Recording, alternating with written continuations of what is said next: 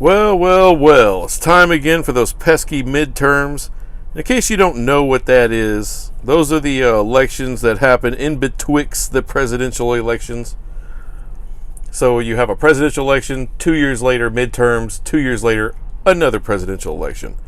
Now that we got the education part of it done, usually no one votes in these things, No one votes in those midterms, but something's changed. You got record turnout. I know here in Texas, it's like 3 or 4 times what would normally show up to vote. It has shown up to early vote. I don't know. Everyone's getting excited. And depending on who you ask or who you watch as far as news or who you read as far as internet news, it's kind of all over the place. Some people say, hey, it's because the Democrats, they're just excited and hate Trump and they're pissed and they're coming out to vote. On the other side, they're saying Republicans are the ones that are pissed and they're the ones showing up. And you can't really trust the polls. I mean, last time we got any kind of polling, Hillary Clinton was supposed to be president. Well, that didn't happen. So, everyone's prognosticating, giving their predictions on what's going to happen. So I'm going to give mine. I think, unfortunately for Democrats and liberals, I think the Republicans are going to increase their lead in the Senate and they're going to hold the House, which will give Trump a hell of a lot more power than he's had. And I'm going to give you some reasons why. Let's start with the Kavanaugh debacle. All right. This pissed off some Republicans now and conservative people. Just pissed them off. I mean, if you think about it, it's hard for me to blame them because you're supposed to be innocent until proven guilty. And I know, look, Dr. Ford, the fact that she didn't want to go public, but she came out and testified anyway when she kind of didn't have a choice or she would have had to drop it, that makes her testimony compelling. Unfortunately, she doesn't really have it. There's no evidence. I mean, it's 36 years old. I mean, there's not going to be a lot of evidence, but, when you don't remember whose party it was when the attack happened, you don't know where it was or when it was. Those are big issues. Those are problems. And when you have 4 witnesses and all of them say, well, we don't know what she's talking about, that's a problem. Those are red flags to me. All right, and then on top of that, you have an ex-boyfriend of 6 years comes out and says, well, look, she's not afraid of flying. I never heard anything about an assault. And I know she passed a lie detector test. But the lie detector test she took only had 2 questions. I don't know, something just doesn't sound right about that. As far as the court of public opinion, I mean, you and me, we can have our opinions all we want about this case, and if you think he's innocent, guilty, or not proven, I mean, opinions are like assholes. Everyone's got one. All right, perfectly fine.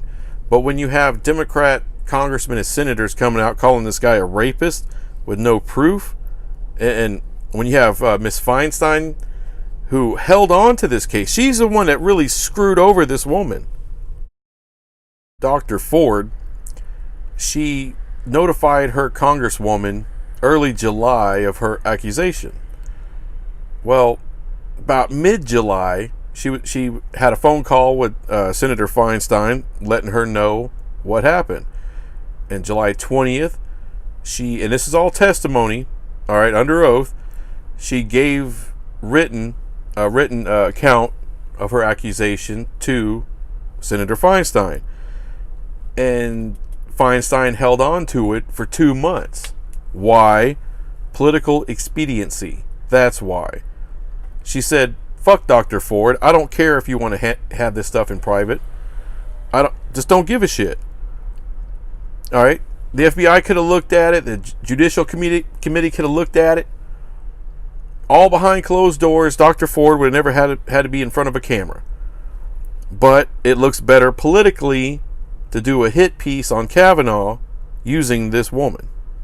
And that is what has Republicans so pissed off, is the mistreatment of Dr. Ford and Judge Kavanaugh. Neither one of them should have to go through all this bullshit.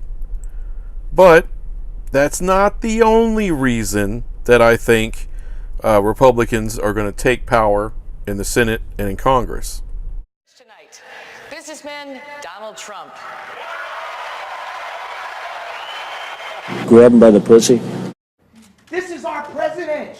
He has to be the freshest, the flyest planes. Your girl's hot as shit. That's right, your favorite guy, old Trump's. That's good. That's a big reason why people are turning out. I mean, there were people that have never voted before in their life that turned out in 2016 to make him president, and they're going to turn out again. And look at his record so far. You got a great economy. Unemployment's at all-time low. Now you could say, well, that's President Obama. I know he's trying to take credit, just like Republicans try to take credit for Clinton in the 90s and how great that economy was. It's bullshit on both counts. It's just political bullshit.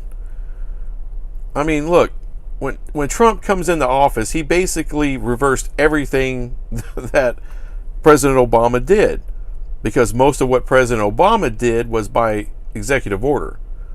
And all that could be turned real quick. And he did. And then the economy started pushing forward real quick. All of a sudden, GDP is now above 3.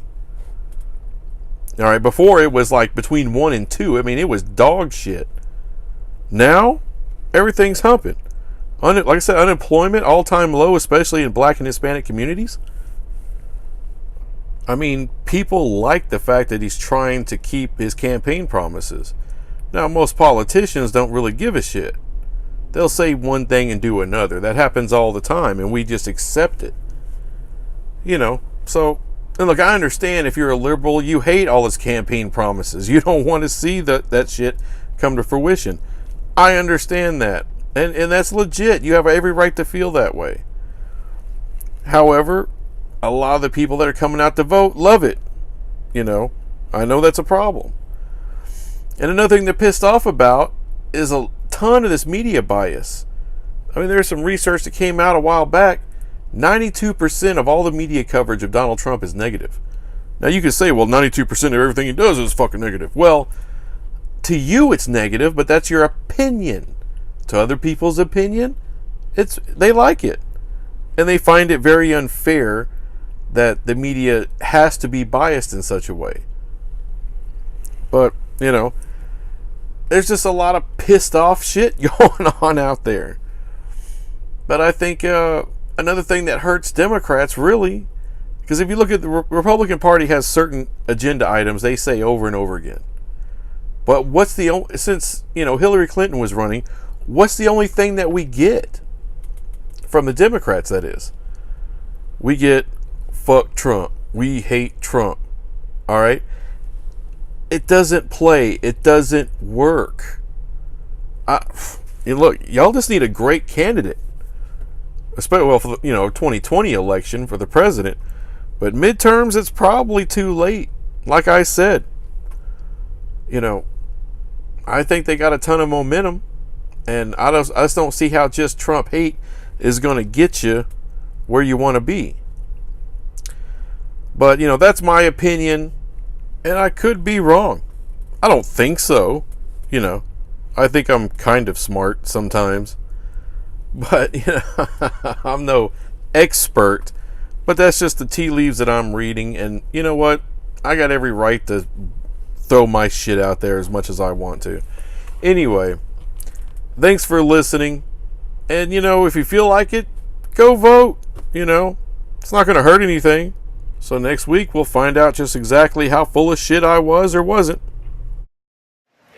You've called women you don't like fat pigs, dogs, slobs, and disgusting animals. Your Twitter account... Only Rosie O'Donnell. Do you give, though, based on principles, or do you give based on who's going to do things for you politically? They all love me. Let's put it that way. They all love me. We have people in Washington that don't know what they're doing. Now, I agree. I don't want to put you in that spot. But... No, I'm standing in that spot. I love this guy right here. Let me give this guy a hug right here. I love this guy right here. Yeah. Come here.